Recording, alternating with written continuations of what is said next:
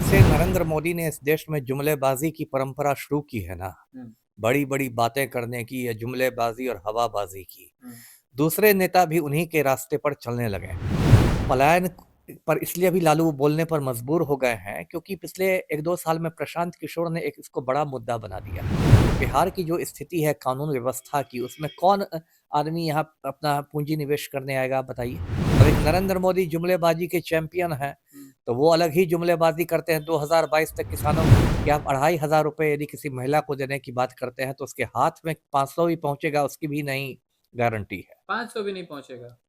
इतना भ्रष्ट सिस्टम है। जी। हर जगह इतनी दलाली है, इतनी दलाली का स्तर है ये। और मतलब वो दौड़ते-दौड़ते उसकी चप्पल घिस जाएगी और हर जगह उसको कटौती कर के पहुँचेगा।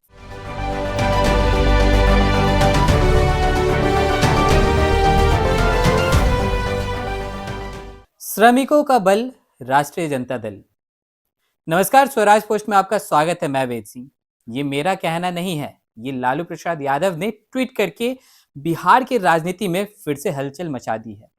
एक तरफ तेजस्वी यादव जो हैं माई बहन मान योजना को लेकर गांव से के हर एक मोहल्ले तक जा रहे हैं, वहीं अब लालू प्रसाद यादव ने भी दावा कर दिया है कि अगर राजद की सरकार बनती है तो गरीबों श्रमिकों का बल राष्ट्रीय जनता दल पलायन को रोक देंगे।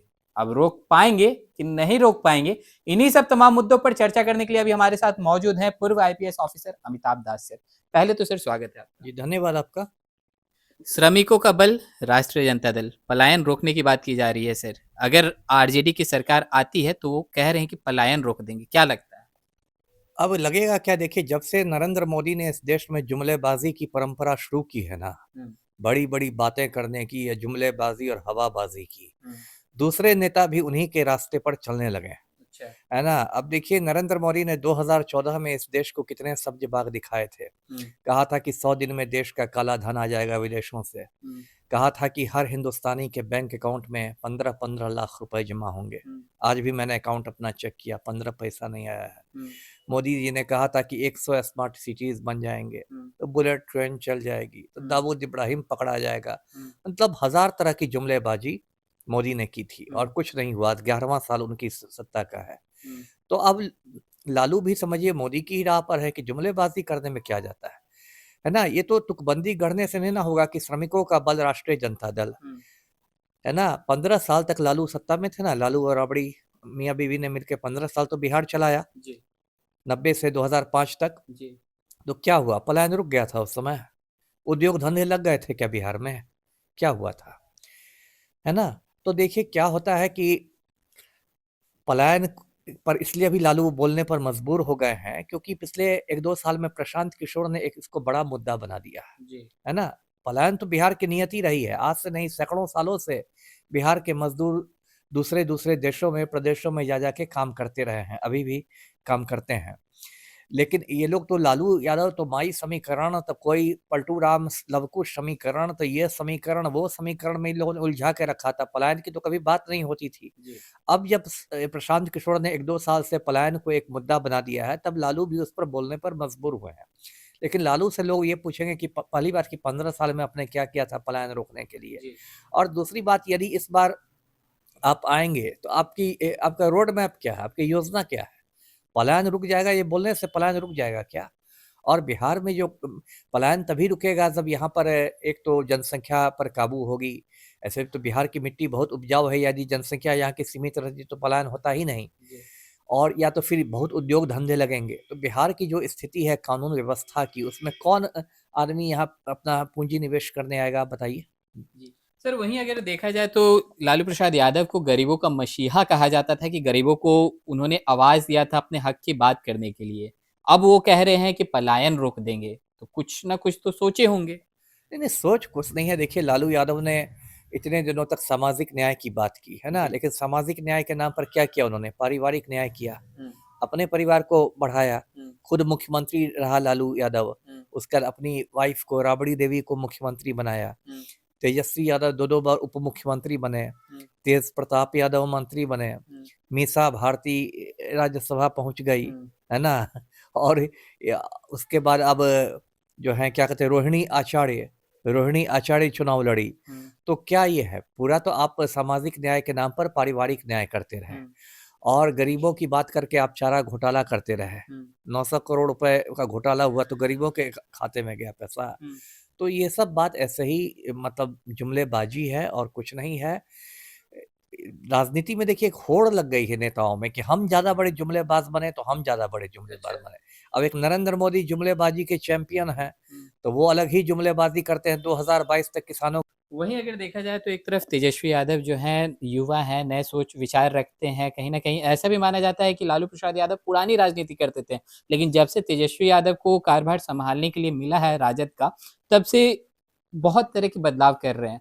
हो सके तो पलायन रोक देंगे, क्योंकि एक तरफ देखा जाए तो माई-बहिन सम्मान योजना लेकर के भी चल रहे हैं तेजस्वी यादव। नहीं ठीक है, देखिए माई बहन सम्मान योजना क्या है कि 2500 रुपया महीना में मिलेगा, यही ना? तो महिलाएं सोच रही हैं कि किसी परिवार में यदि 3 महिलाएं हैं तो 7,500 आ जाएगा। बेसिकली ये इस तरह से मैया सम्मान योजना झारखंड में लागू किया हेमंत सोरेन ने, और अभी जो हेमंत सोरेन की जीत हुई झारखंड के चुनाव में, तो उसकी एक प्रमुख वजह मानी, विश्लेषकों ने मानी कि मैया सम्मान योजना की वजह से हुई। तो एक तरह से हेमंत सोरेन की ही नकल करने की कोशिश की है तेजस्वी यादव ने। ठीक है, लेकिन देखिए समस्या क्या है कि बिहार में इतना भ्रष्टाचार है, जो सिस्टम इतना भ्रष्ट हो चुका है कि आप 2,500 रुपए यदि किसी महिला को देने की बात करते हैं तो उसके हाथ में 500 भी पहुंचेगा उसकी भी नहीं गारंटी है। 500 भी नहीं पहुंचेगा। इतना भ्रष्ट सिस्टम है, हर जगह इतनी दलाली है, इतनी दलाली का स्तर है ये, और मतलब वो दौड़ते दौड़ते उसकी चप्पल घिस जाएगी और हर जगह उसको कटौती कर करके पहुंचेगा। क्या अभी वृद्धावस्था पेंशन है तो उसमें भी जो 400 रुपए का पेंशन है उसमें भी पूरा पैसा नहीं मिलता है। तो ये सब देखिए बोलना आसान होता है, लेकिन आप उसको लागू कर दें, लागू करना मुश्किल होता है ना जी।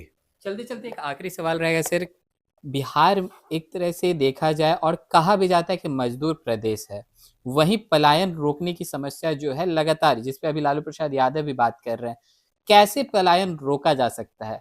यदि मुझसे पूछा जाए तो एक ही तरीका है पलायन रोकने का, क्योंकि मैं तो नेता नहीं हूं और मुझे तो वोट बैंक नहीं बनाना है, कि सख्ती से जनसंख्या नियंत्रण हो, है ना? देखिए मैं दर्शकों को बताऊं कि बिहार की जो मिट्टी है वो दुनिया की सबसे उपजाऊ मिट्टी में है।